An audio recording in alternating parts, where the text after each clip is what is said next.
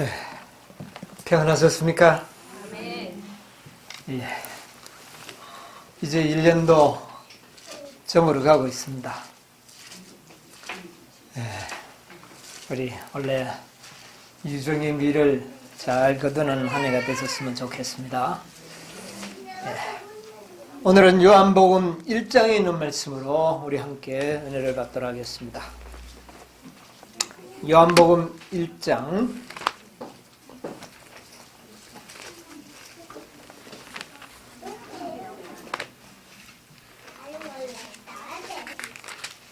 1장 26절로부터 있는 말씀을 제가 읽도록 하겠습니다.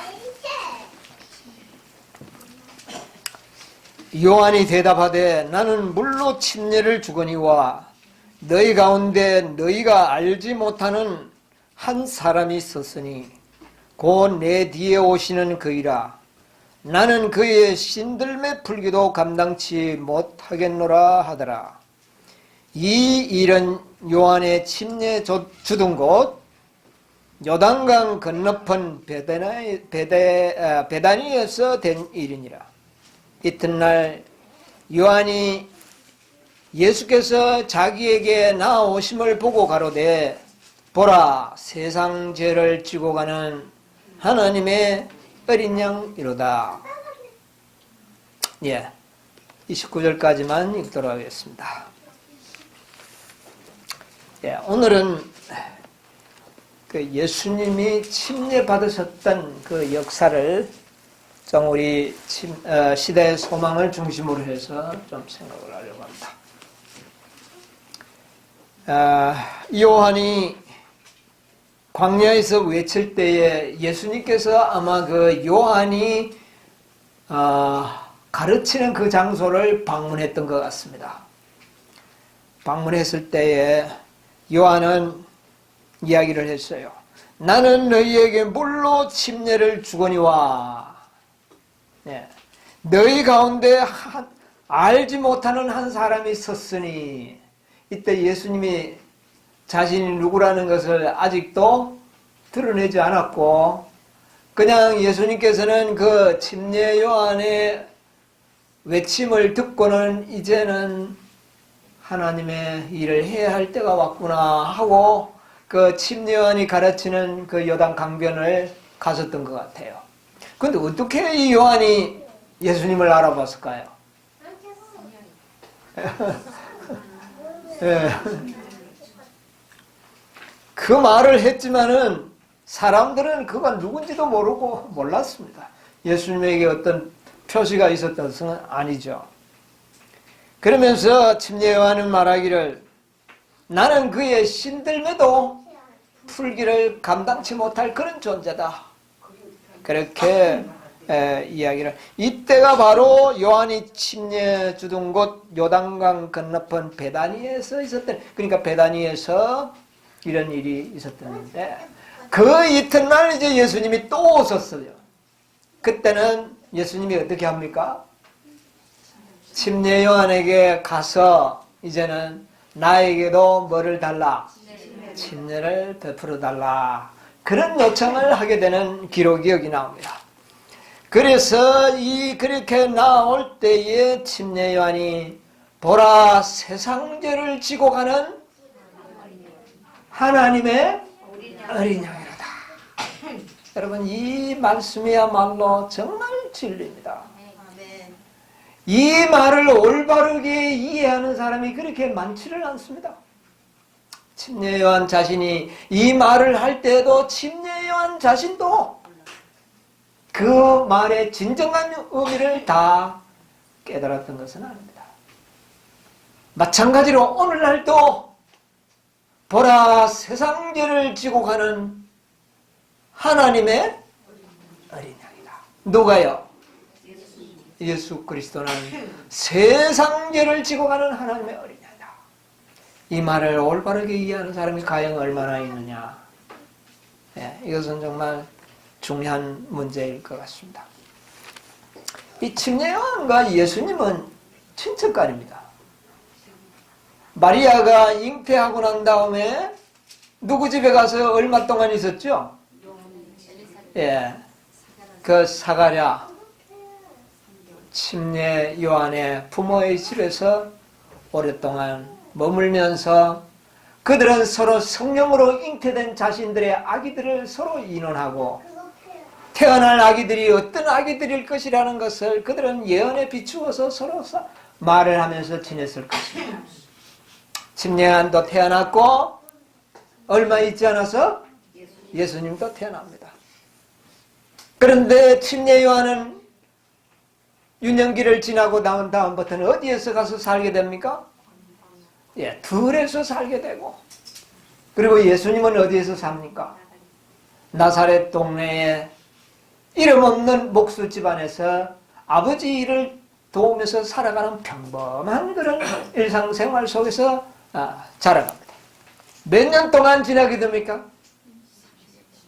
약 30년이 될 때까지 침례 요한은 들판에서, 그 다음에 예수님은 나사렛의 목공소에서 일을 하고 지내는, 그런데 그들은 친척이면서도 한 번도 얼굴을 보지를 못했다 그랬어요. 침례 요한은 예수님에 대해서 들은 이야기가 있을까요? 예, 있죠. 어머니를 통해서 마리아가 잉태된 그 역사와 그에게 태어날 아들이 바로 하나님의 아들이요 메시아라는 이야기를 누구는 들었을까요? 요한은 들었습니다.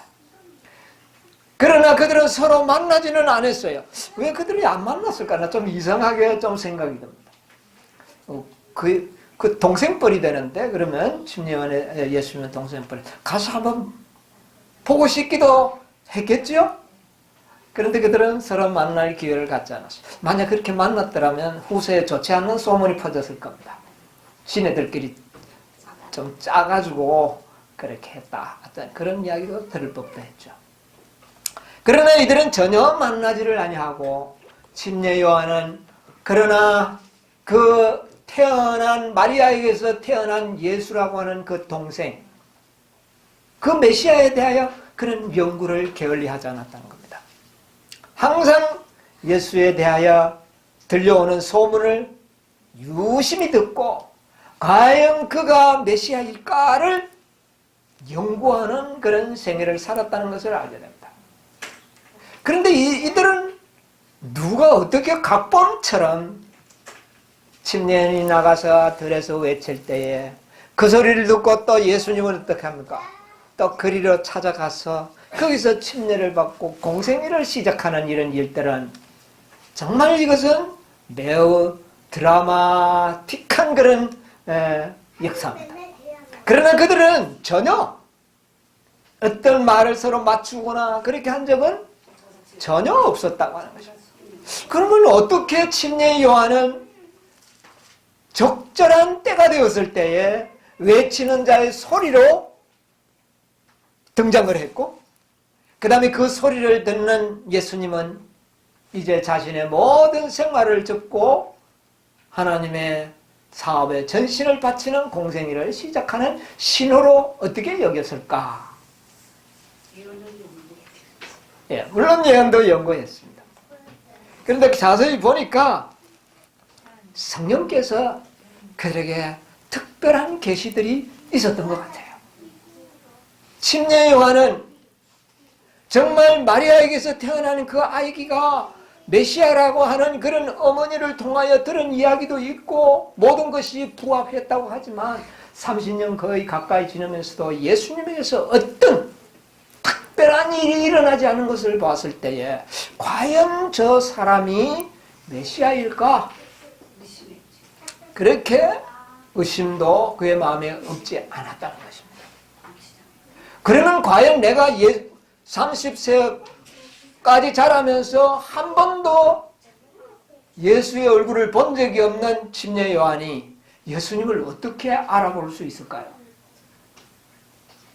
전혀 그들은 30세까지 한 번 만난 적이 없는데 예수님이 그 침례 요한의 음성을 듣고 그곳에 왔을 때에 침례 요한이 뭐라고 이야기를 했습니까? 내 가운데 어떤 한 사람이 있었으니 나는 그의 뭐더요? 신들매도 풀기 감당하기 어려운 그런 하나님의 메시아가 지금 우리에게 와 있다 하는 것을 증명을 합니다. 그 어떻게 그걸 알았을까요? 여기 요한복음 1장을 정확히 읽어보면 성령께서 어떤 사람의 머리에 임재하는 것을 보거든. 근데 그 성령의 임재가 모든 사람들이 다 표시가 났을까요? 아니죠.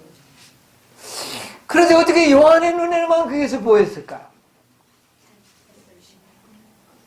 요한의 눈에서만 그것이 식별할 수가 있었어요. 저는 오늘 요즘 저는 좀 생각을 합니다. 과연 우리가 다섯째 천사의 사명을 정말 두드러지게 뭔가 표시나게 할 때가 언제부터일까? 우리가 아무리 다섯째 천사라고 이야기하면 뭐하냐고 말입니다. 뭔가 일을 할 때가 있지 않겠습니까?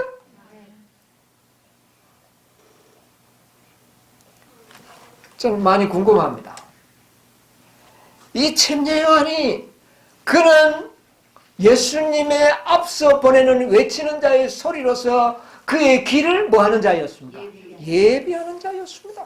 그런데 그가 언제부터 이 사업을 해야 되는지 그가 참 결정하기가 힘들었어요. 그런데 이 예언의 신에 보니까요, 침례 요한은 예언을 아주 깊이 연구한 자였다고 그랬습니다. 여러분, 우리 마지막이 다섯째 천사 사명을 받은 자들은 예언을 아주 깊이 연구해야 된다 했습니다. 시대소망 103페이지 가운데 보면 요한은 경외심을 가지면서도 기쁜 마음으로 연하의 두루마리 가운데 메시아 곧 뱀의 머리를 상하게 할 약속된 후손의 강림에 대한 계시들을 자세히 살폈다. 여러분, 우리 앞으로 예언을 자세히 살펴봐야 되겠습니다. 그분은 다윗의 보좌에서 왕위가 떠나기 전에 나타나실 실로. 여러분, 창세기 49장 10절에 보면 어떤 말씀이 있습니까? 홀이 유다를 떠나지 아니하며 치리자의 지팡이가 그 발 사이에 떠나지 아니하시기를 실로가 오시기까지 미치리니. 그러니까 실로가 오기 전까지는 결코 유대 나라의 왕조가 끊어지지 않을 것이다. 여러분, 이게 요한에게는 매우 키포인트의 예언이었습니다. 그런데 요한의 생전에 어떤 일이 일어납니까? 이 유다의 왕조가 마카비 왕조가 끝나버리고 로마의 속국으로 지배를 받게 되면서 로마에 의하여 지명된 헤롯 왕조가 세워질 때 이 침례 요한은 어떻게 생각할까요? 야, 이미 메시아는 왔다. 그러면 왔다면 그 누구냐? 이제 그가 누구냐? 거기에 관심을 기울이지 않겠습니까? 그러니까 어머니에게 들었던 이야기, 처녀에게서 태어날 이야기, 베들레헴에서 태어난 이야기, 그것만 가지고도 예언이 정확했지만은 또 그는 이사야 선지자가 예언한 그 모든 그 메시아의 품성. 그래서 이 침례 요한은요, 이사야가 예언한 메시아의 품성에 대해서 아주 깊이 연구했다고 했어요. 역시 103페이지에 보면 이사야가 메시아의 영광을 그린 황홀한 묘사를 그는 밤낮으로 연구하였다. 그분은 곧 이새에서 뿌리에 나온 가지, 정직으로 세상에 겸손한 자를 판단하며 공의로 다스리는 임금. 그래서 이런 그 메시아가 가져야 할 품성에 대하여 깊이 연구했다. 그러면서 그는 마리아의 아들 예수의 생애에 대해서 하나하나 다 점검하고 있었습니다. 그러니까 그 예수님의 그 모든 생애의 이야기들이 입에서 입으로 항상 사가랴의 가정과 마리아의 가정에서는 그와 같은, 오늘날 같으면 참 전화가 있어서 연락하기가 좋았겠지만 그때는 소문으로 서로 연락을 해줄 수밖에 없었는데, 그러나 그들은 다 알고 있었다는 겁니다. 12살 때에 저 예루살렘 방문했던 일들, 그리고 그가 가정에서의 그의 충실함, 그의 정직성, 그의 성품, 온화한, 온유, 겸손한 모든 생애, 이런 모든 것들이 이 침례 요한의 연구 대상이었습니다. 그래서 그는 이 예수야말로 참 하나님의 뭐다? 아들이다. 분명하다. 그것이 적극적인 큰 계기를 만들어준 것이 헤롯 왕조가 등극을 했을 때, 이제는 이 기별을 외쳐야 할 때가 아닌가, 그렇게 판단한 겁니다. 그래서 그는 나가서 광야에서 외치기 시작했습니다. 그 외침을 듣는 그 음성을 듣고 예수님은 또 어떻게 했습니까? 음성을 듣거든 나는, 그때까지는 조용히 가정에서 봉사하던 예수님이 이제 드디어 어머니와 하직 인사를 하고 침례 요한에게 가서 침례를 요청하게 되는 겁니다. 그것으로 인하여 그는 그의 생애의 공생애를 시작하는, 그래서 이 두 사람의 그 유기적인 관계, 어떤 뭐 사인이, 이게 어떤 육적인 사인이 아니고 말씀을 어떻게 함으로써만이, 깊이 연구함으로써만이 두 사람이 통할 수 있는 그런 하나의 큰 메시지가 되었다는 것입니다. 다른 사람이 그걸 이해할 수 있었을까요? 다른 사람이 이해할 수 없었어요. 그들만이 이해할 수 있었어요. 그들만이 예수님의 머리에 임재하시는 성령을 침례 요한이만이 볼 수가 있었어요. 준비된 자들에게만 보여주는 표적입니다. 여러분, 앞으로 우리가 준비되면 주님께서 보여주시리라고 저는 믿습니다.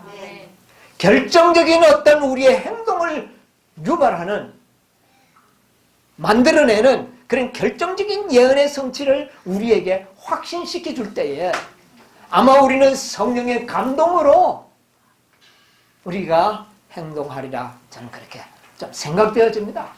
왜냐하면 침례 요한과 그 다음에 예수님과의 관계는 셋째 14장 천사와 18장 천사의 유기적인 관계를 이야기하는 거죠. 그러면 오늘날 우리에게 관계가 있지 않겠습니까? 그래서 우리에게도 그런 좀 생각이 들어요.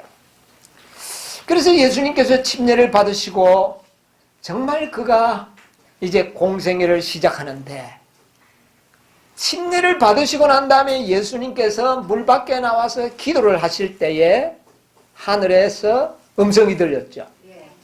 이는 내 사랑하는 아들이요 내 기뻐하는 자라. 그런데 그 음성도 다 들은 것이 아니에요. 침례 요한은 분명히 들었지만, 혹시도 들은 사람이 간혹 있었지만 대다수의 사람들은 그 음성을 듣지 못하고 그저 하늘에서 이상한 소리가 좀 났다는 식으로 그들은 판단할 수밖에 없었어요.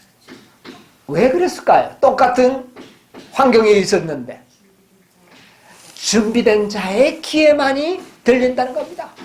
여러분, 요한계시록에 보면 뭐 있는 자들은, 여러분 이 말이 참 중요하죠.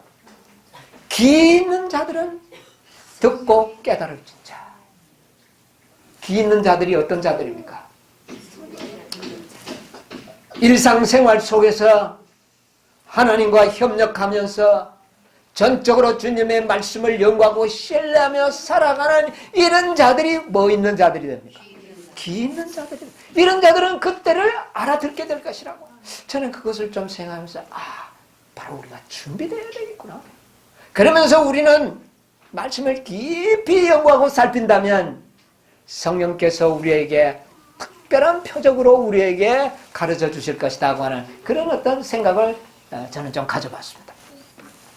어쨌든 우리는 여기에서 이 예수님이 침례 받으러 왔을 때의 침례 요한이 보라, 세상 죄를 지고 가는 하나님의 어린 양이로다. 여러분, 이 말은 매우 매우 귀중한 진리입니다. 무슨 죄를 지고 가는? 세상 죄. 믿는 사람의 죄입니까? 여러분, 이 속에 엄청난 진리가 들어있어요. 예수님은 이 세상의 모든 죄를 짊어진 어린 양이라고 그랬어요. 모든 죄, 세상 죄를 다 짊어진 죄, 어린 양. 여러분, 누구든지 다 구원받을 수 있는 진리입니다, 이게. 세상 죄를 지고 가는, 믿는 자의 죄를 지고 가는 게 아닙니다. 세상 죄를 지고 가는. 이 복음입니다. 이게. 완전한 복음이에요. 이 말의 의미를 침례요한도 완전히 이해하지 못했다. 그런데 그 말이 성령의 감동으로 튀어나온 겁니다. 여기 보니까 그랬어요. 103페이지에 계속 읽어보면 요한은 메시아의 왕국의 성격을 충분히 이해하지 못했다. 그런 이스라엘이 그 적대 국가로부터 구원받게 되기를 원했다. 기껏 생각하는 것이 메시아가 오면 유대 나라가 주권을 회복하고 세상에 정말 하나님의 영광을 나타내는 큰 나라로 그렇게 성장 발전할 것을 그들은 바라고 있습니다. 그러나 의로우신 왕의 강림과 이스라엘 나라가 거룩한 나라로서 건설되는 것이 그의 소망의 목표였다. 그러므로 그는 그의 출생시에 주어진 예언이 성취될 것을 믿었다. 그래서 예수님은 메시아로 믿었대. 그는 이 세상죄를 지고 가는 하나님의 어린 양으로서의 어떤 목적이 아닌 침례 요한 역시도 유대 나라의 어떤 거룩한 나라가 건설되는, 이 땅에 건설되는 그 나라를 소망하고 메시아로 믿었다는 것이죠. 자, 이제 그러면 이 모든 약속은 오늘날 마지막 사는 우리들에게는 어떻게 되어야 되겠습니까? 이해되어야 되지 않겠습니까? 예, 이해되어야 하는 것입니다. 여기 보면 시대소망 106페이지 가운데 보면 이런 일들은 말세를 만난 우리의 경계로 기록된다. 보라, 세상죄를 지고 가는 하나님의 어린 양이라는 이 말은 마지막 말세를 살아가는 우리들에게 다시 한번 특별한 의미를 주어지는 기별로 기록되어 있다는 것을 우리가 생각해야 되는 것입니다. 우리는 하나님의 축복을 그릇되게 해석하고 우리 속에 있는 어떤 선행 때문에 하나님의 은총을 받는다고 잠하는 때가 얼마나 많은지. 오늘날 많은 사람들이 이 복음을 올바르게 이해하고 있다는 겁니까? 없다는 겁니까? 하나님의 복음을 올바르게 이해하지 못하고 누구까지도 침례 요한까지도 그랬다는 겁니다. 여러분, 우리가 아직도 복음을 온전하게 이해하지 못하고 있다는 것을 우리에게 좀 말해주고 있습니다. 예. 여러분, 시대소망 111페이지 가운데 보면은요, 여러분 한번 이 말은 중요하기 때문에 여러분 책을 계신 분들은 한번 펴보시기 바랍니다. 112페이지가 기록되어 있는 그 단 위에 보면 그분은 홀로 그 길을 걸어가야 했으며 하는 데서 한번 읽어봅시다. 그분은 홀로 그 길을 걸어야 하였으며 홀로 그 집을 지셔야 했다. 그러니까 이 말은 뭡니까? 메시아의 사명, 이 복음의 사명을 사람들이 이해했다는 말입니까? 이해 못하는? 만약 했다면 홀로 걸어가지를 않았어요. 그러나 아무도 이해하지 못하는 그 기별을 예수님 홀로 그것을 깨닫고 세상에 전파하고 있었다는 것. 자, 한번 읽어보세요. 영광을 버리고 인류의 연약한 몸을 받으신 그분에게 세상의 구속이 달려 예, 세상의 구속이 달려 있었다. 그분은 이 모든 것을 알고 깨달으셨으나 예, 예수님도 연구하셔서 깨달았었습니다. 그분의 목적은 여전히 견고하였다. 예. 타락한 인류의 구원이 그분의 팔에 달렸으므로 그분은 하나님의 전능하신 사랑의 손을 붙잡기 위하여 당신의 손을 내미셨다.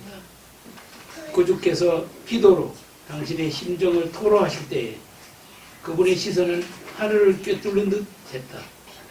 그분은 죄가 사람의 마음을 완악하게 한 것과 예, 사람의 마음에 완악하게 한 것. 그 다음에요.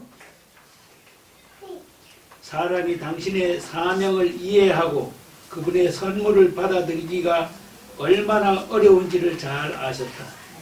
그분은 그들의 불신을 정복하고 사단이 그들을 메어둔 착오를 깨뜨리며 그들을 대신하여 파괴자를 정복할 수 있는 능력을 달라고 아버지께 간구하셨다.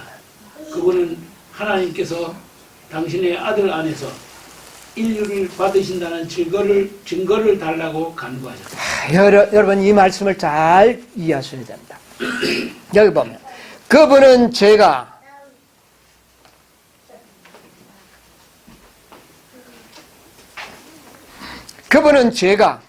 사람의 마음을 완악하게 한 것과 당신의 사명을 이해하고 메시아의 사명을 이해하고 구원의 선물을 어떻게 해요? 받아들이기가 얼마나 어려운지 예수님은 잘 아셨다. 여러분 믿음으로 말미암는 의가 깨달기가 쉽다는 말입니까? 어렵다는 말입니까? 여러분 이거 정말 어려운 겁니다. 그래서 예수님께서 침례를 받으시고 강둑에 올라서서 하나님께 기도할 때에 정말 이 사단이 주는 인간의 마음속에 심어놓은 불신을 깨트릴 수 있는 능력과 힘을 달라고 기도했다는 겁니다. 여러분 이 믿음으로 말미암는 의는 오늘 우리 인간들이 깨닫는 것은 거의 불가사의한 일입니다. 저는 이 말씀을 보면서 좀 놀랐어요. 아, 이게 깨닫는 일이 이게 쉬운 일이 아니구나 이게. 네. 얼마나 어려운지 아셨다. 그래서 예수님께서는 아버지한테 우리 인간들이 이 사명을 자신의 사명을 깨닫도록 하는 능력을 달라고 어떻게 해요? 기도하셨다. 그것이 침례를 받은 공생애의 첫 번째 기도였습니다. 여러분 믿음으로 말미암는 의는 정말 우리가 깨닫기가 어려운 진리입니다. 왜 그런지 아십니까? 우리 인간들은 이기심의 본질을 가지고 태어납니다. 이기심을 가진 우리 인간들이 이 구원의 선물을 이해한다는 것은 거의 불가능한 겁니다. 어떻게 믿는데 구원을 주느냐는 이야기입니다. 우리가 믿는데 어떻게 구원을 받을 수 있느냐는 겁니다. 뭔가 우리가 해야 되는데 어떻게 선물이 그건 말도 안 된다는 거예요. 왜? 우리가 이기적인 사람이기 때문에 그렇습니다. 이기적인 사람은요 절대로 믿을 수가 없어요. 그래요 우리가 믿을 수가 없어요 그 말을. 그래서 예수님께서는 인간들이 이와 같은 불신을 깨뜨릴 수 있는 능력과 힘을 달라고 하나님께 간구한 것이 침례받은 이후의 첫 번째 기도였습니다. 여러분 하나님께서는 신명기서에 보면 하나님께서는 뭐를 받지 않으신다? 신명기 10장 17절 한번 봅시다.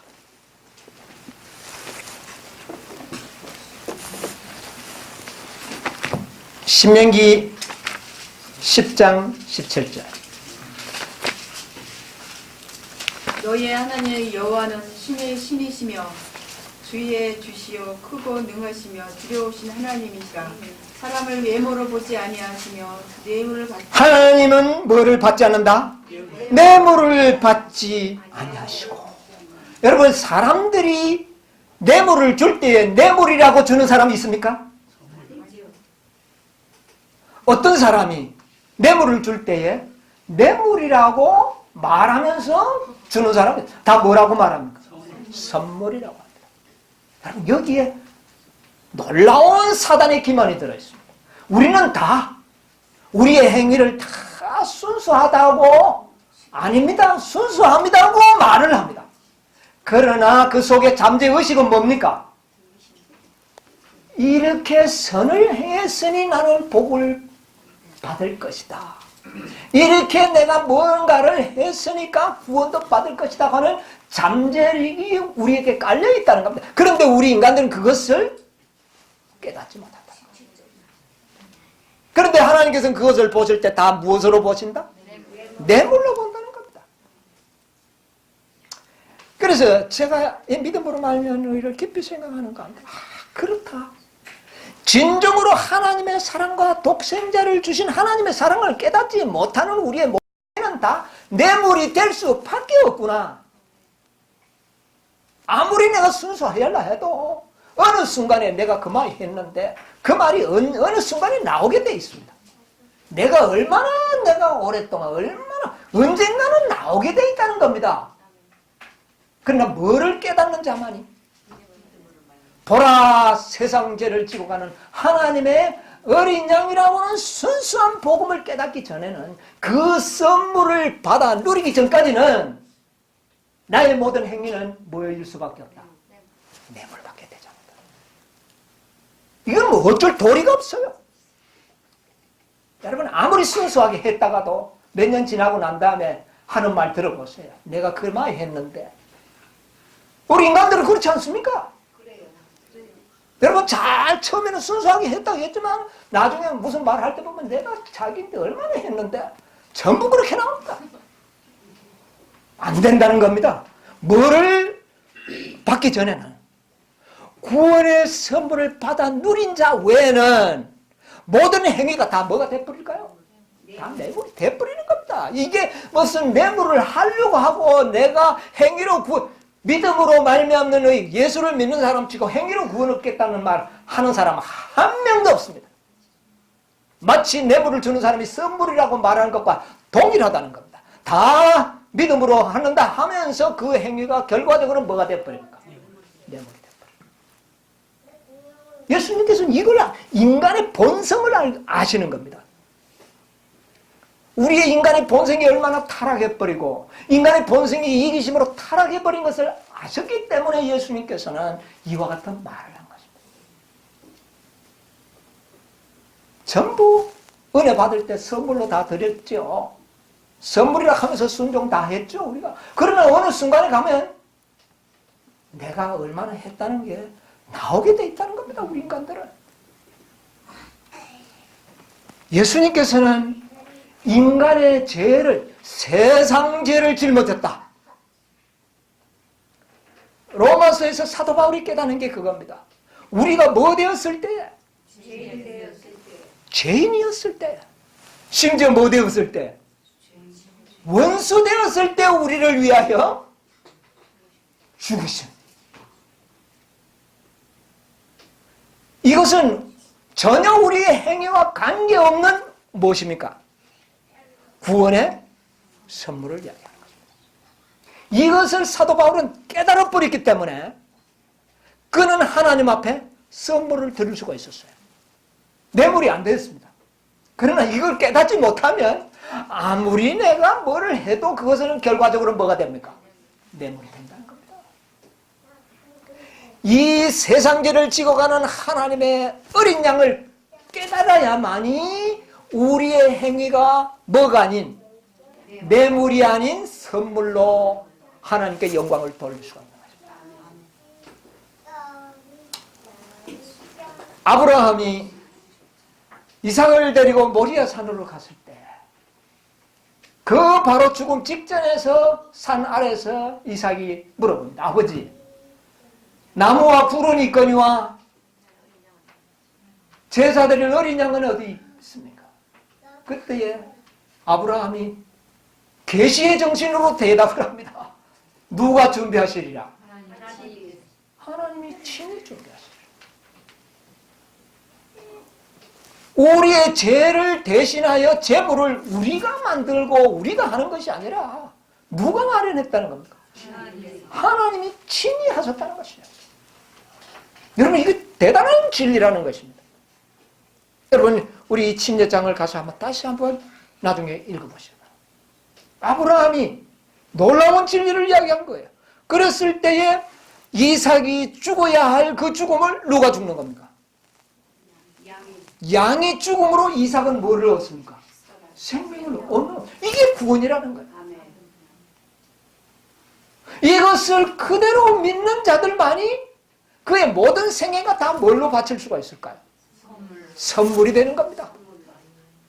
이것을 경험하지 못하고 이것이 우리의 신비 속에 새겨지지 아니하면 아무리 우리가 즐겨 했던 어떻게 했던 은혜를 받고 했던 은혜를 받지 않았던 결과적으로는 그것이 다 무엇으로 남게 뇌물로 작용한다는 것입니다. 예수님은 이런 불신들이 인간 속에 있다는 것을 아시고 이와 같은 불신을 깨트릴 수 있는 능력을 달라고 기도하셨던 것입니다.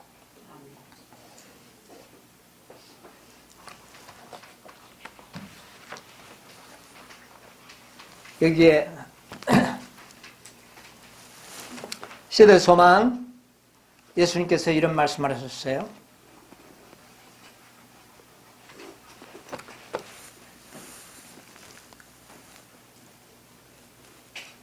시대 소망 112페이지 12페이지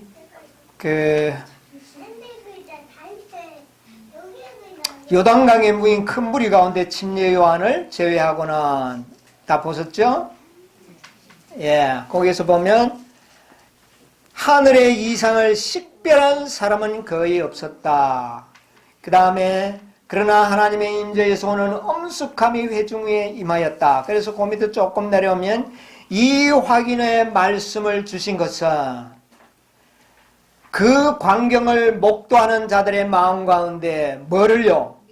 믿음. 그래서 예수님이 베푸신 모든 생애는 우리의 뭐를 고치시키는 것이었습니까? 정말 믿는 믿음. 이걸 고치시키기 위함이었다. 고치시키며 그분의 사명을 위하여 구주의 힘을 북돋아 주기 위해서였다. 그런데 예수님께서 이 사명을 하늘에서 어떤 그런 신성으로 깨달은 것이 아니고 본래 깨달은 것이 아니고 무엇을 연구함으로? 예언과 말씀을 연구함으로써 깨달은 사명. 여러분 이렇게 깨달았다는 것은 정말 예수님이 어떤 믿음의 소유자인 것을 우리가 알 수 있습니다. 정말 예수님은 믿음의 주인이 될 수 있는 분이었습니다. 북돋아주게 범죄한 세상의 죄가 그리스도에게 지워졌음에도 불구하고 우리의 타락한 뭐를요? 무슨 본성? 타락해버린 본성. 이것을 어떻게 했다가요? 짊어지셨다는 겁니다.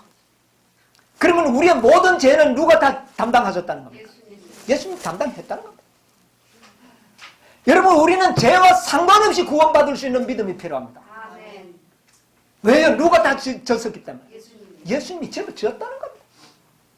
나의 모든 타락한 본성을 그분을 나의 타락한 본성을 어떻게 하셨습니까? 짊어지셨습니다.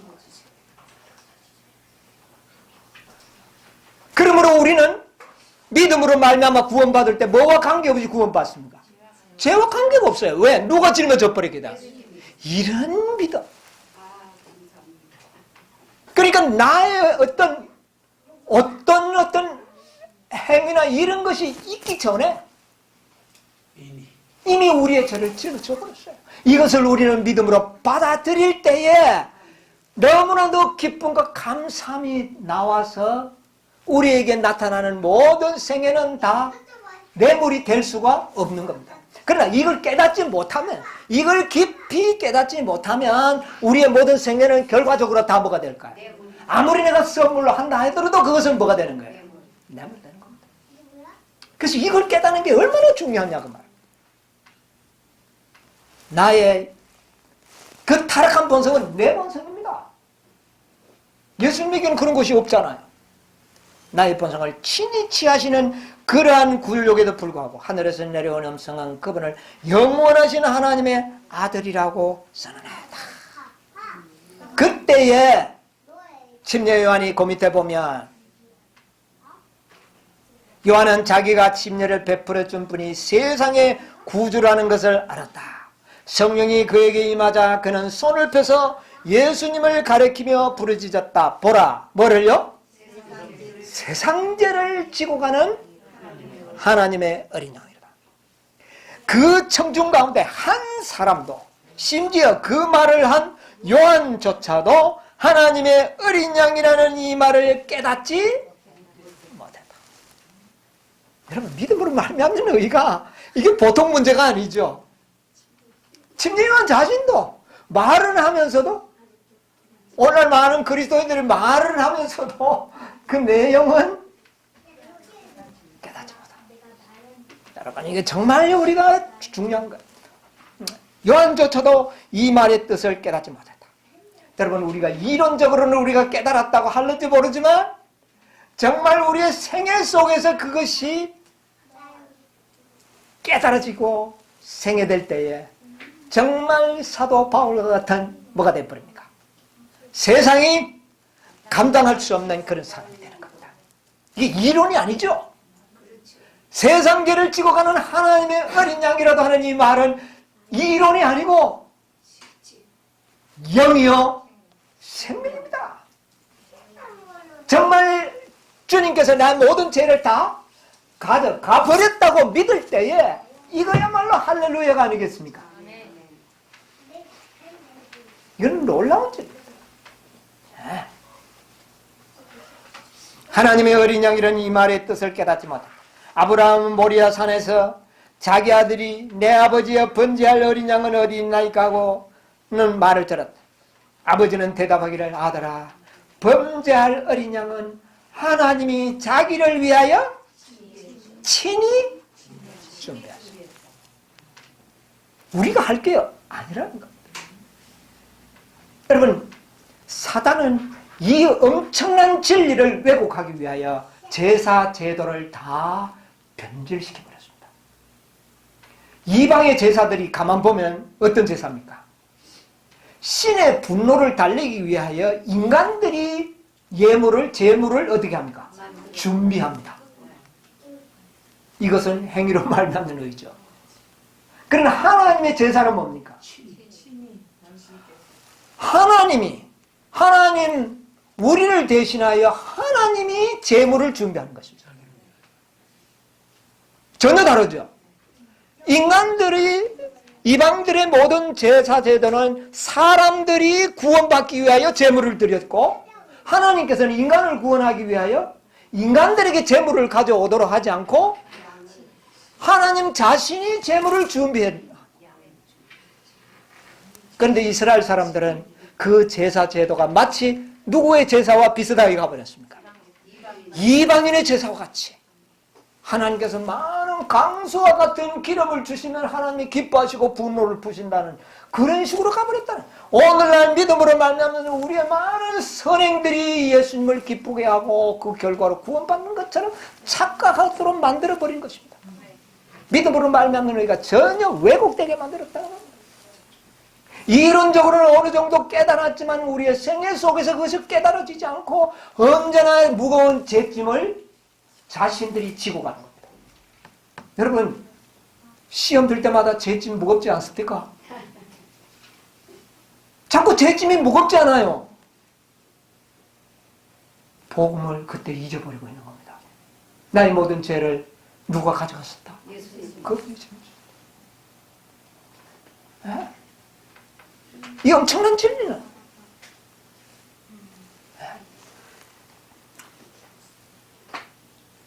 이삭 대신에 준비하신 수양에게서 사람의 죄를 위하여 돌아가실 그분의 표상을 보았다. 성령께서는 이 사건을 취해서 이사야를 통하여 구주에 대하여 예언하셨다. 그가 마치 도수장으로 끌려가는 어린 양 같으며 여호와께서는 우리 무리의 죄악을 모두 다 어떻게 해요? 그에게 담당시키셨더라. 여러분, 내 죄가 내가 감당할 일이 아니고 누가 감당할 일입니까? 그분이 담당했다. 그런데 우리는 죄짐에 눌릴 때가 너무나도 자주 많이 있어요. 물론 죄 짓고 뻔뻔하고 예수님 가져갔다고 하는 그건 말도 안 되죠. 그건 말이 안 되는 겁니다. 그러나 우리는 양심적으로 죄짐에 눌릴 때가 있어요. 우리는 이 죄짐에 눌릴 때 우리는 기진맥진하게 됩니다. 그때마다 우리는 세상 죄를 지고 가는 누구를 생각해야 돼요? 어린 양.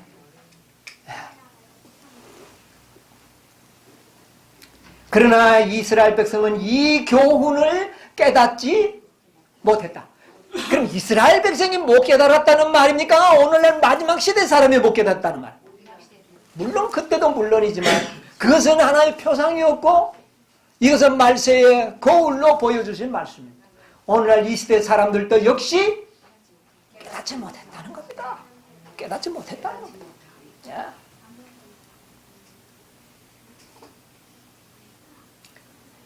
그들 중에 대다수는 희생 제물을 마치 이방 사람이 자신들의 제물에 대하여 생각하는 듯이 그것으로 자신들이 하나님과 화목하게 될 수 있는 줄로 생각합니다.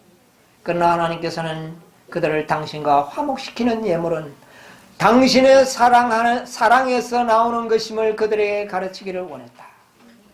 그리고 요단강가에서 예수님에게 이는 내 사랑하는 아들이요 내 기뻐하는 자라고 하신 말씀은 인류를 향하여 하신 말씀도 되는 것이다. 예수님이 우리 모든 인간들의 죄짐을 다, 죄의 본성을 다 어떻게 했다고요? 지고 있는데도 너는 내 하나님의 아들이요? 기뻐하는 자. 여러분, 우리가 비록 본성의 죄의 무거운 더러운 이 육체 속에 있다 할지라도 하나님은 우리를 뭐로 봐주시겠다?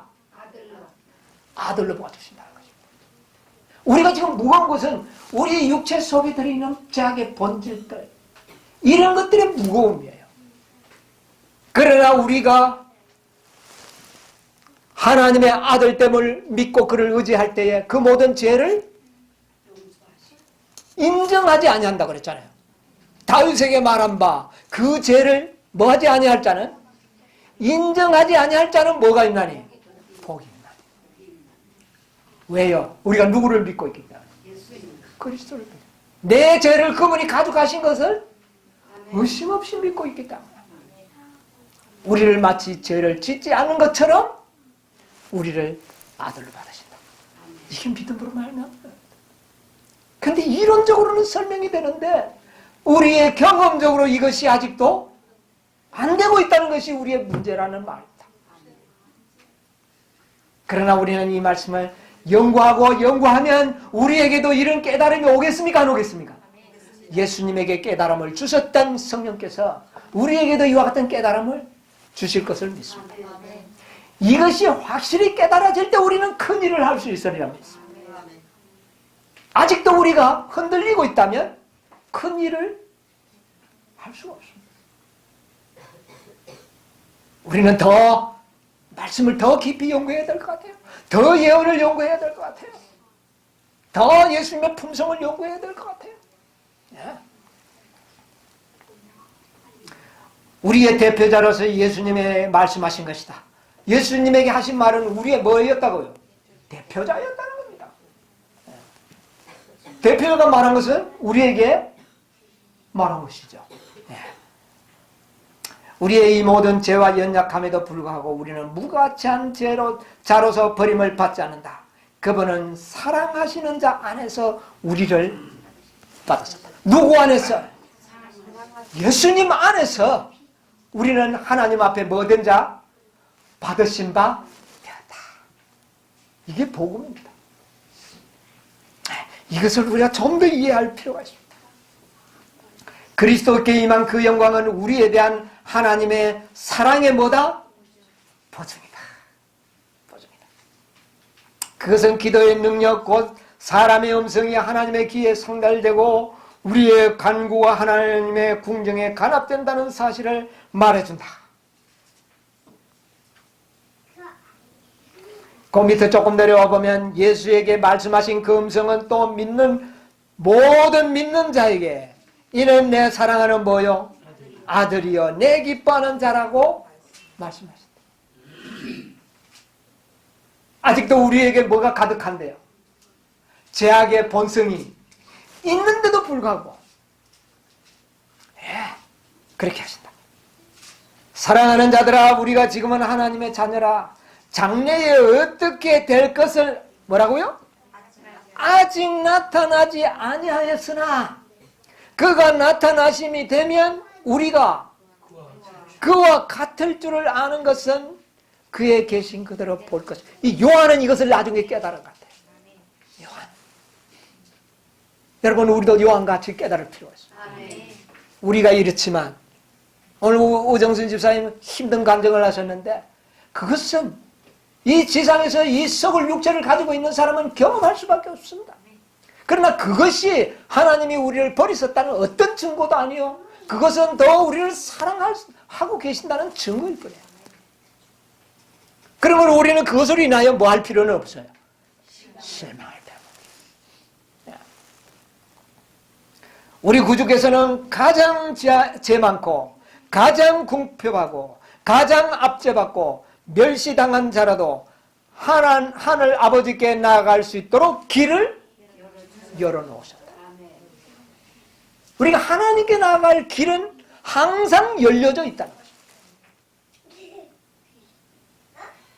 모든 사람은 예수께서 준비하러 가신 집에서 살 수 있을 것이다. 거룩하고 진실하사 다윗의 열쇠를 가지신 이 곧 열면 닫을 사람이 없고 닫으면 열 사람이 없는 그이가 가라사대 내가 내 앞에 무슨 문을요? 열린 문을 들었어. 여러분, 이 열린 문 복음입니다. 복음입니다. 보라, 세상 죄를 지고 가는 하나님의 어린이. 여러분이요, 예수님은 바로 나의 죄를 짊어지신 바로 그분이었다. 그분의 십자가는 바로 내 죄를 씻었다고 하는 사실을 잊어버리지 않게 되기를 바랍니다. 모든 죄입니다. 모든 죄입니다. 그가 내가 받아야 할 모든 형벌을 다 받으셨습니다. 왜요? 우리에게는 뭐를 주기 위해서? 영원한 생명과 구원을 주시기. 이 믿음이 흔들리지 않아야지만이 우리는 사명을 할 수가 있습니다. 사도 바울이나 요한이나 모든 제자들이 이런 믿음이 확고하게 되었을 때에 그는 놀라운 일을 할 수가 있었어요. 아직 우리는 흔들림이 오고 있지 않습니까? 아직도 이래서 구원받겠나? 모든 것이 지금 뭐가 되어버립니까? 매물이 되고 있지 않습니까? 매물. 정말 이거는 이론으로 설명할 수 없는, 경험으로만이 이해되어지고 경험으로만이 설명할 수밖에 없는 이 놀라운 진리. 저는 이번에 이 말씀을 준비하면서 다시 한번 이거 정말 놀라운 것이다. 보라, 세상 죄를 지고 가는 하나님의 어린이, 그분이 나의 구세주다. 여러분, 여기에 우리의 믿음의 뿌리가 굳게 박혀 있습니다. 아멘. 뇌물 하나님 받지 않았습니다. 전적인 선물을 주님께서는 받으시는데, 그것은 하나님의 선물을 받지 않고서는 선물로 드릴 수가 없는 겁니다. 뭐라고 하나님께서 나는 뇌물 안 받는다 그랬을까요? 우리가 어떻게 하나님께 뇌물 드리겠습니까? 구원의 선물을 경험하지 않고서는 우리의 모든 것은 다 뭐가 될 수밖에 없다? 뇌물밖에 되지 않는다는 것을 깨달아. 이 놀라운 복음이 우리의 생애를 변화시킬 것입니다. 이것이 능력이 될 것입니다. 예수님의 기도가 우리의 생애에서 응답되기를 바랍니다. 그는 그 요단 강변에서 이런 불신에서 깨어날 수 있도록 능력을 주고 권세를 달라고 기도했는데, 그 기도가 오늘 우리에게 응답되어지기를 간절히 바랍니다. 그래서 우리는 정말 놀라운 사명을, 이 믿음이 흔들리지 않게 될 때에 우리에게 늦은 성령이 임할 것입니다. 그때 우리의 사명을 침례 요한처럼 하게 될 것입니다. 이것은 정말 하나님의 놀라운 성령의 감동으로 이루어질 것이에요. 여러분, 우리가 성령의 감동을 받을 수 있는 그런 낮은 자리에 처하여 사는 온유하고 겸손한 준비된 백성으로서 정말 침례 요한 같은 사명을 다할 수 있는 여러분과 저의 생애가 되시기를 간절히 바라면서 말씀을 마치겠습니다.